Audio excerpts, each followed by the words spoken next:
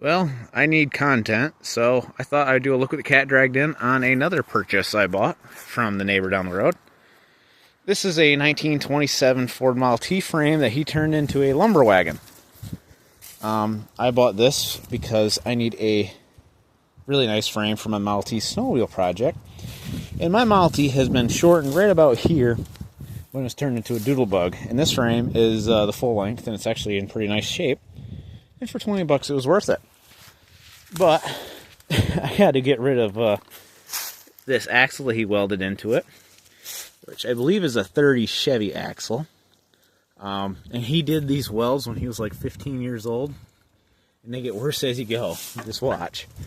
Yeah, 30 Chevy rear axle, 27 Model T frame, and I believe he said this was like a 30s or 40s Ford front axle.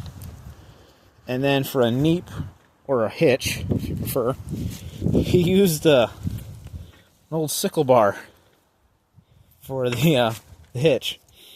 And look at them Instagram welds there. That's late 50s welds right there. And I love it. It's kind of a shame I'm going to be tearing this apart for the Model T snowmobile project, because I love them welds up there, but we'll reuse that for another project. Maybe we'll make a sleigh and we'll use that as the hitch. I don't know. But anyway, thanks for watching and have a good one.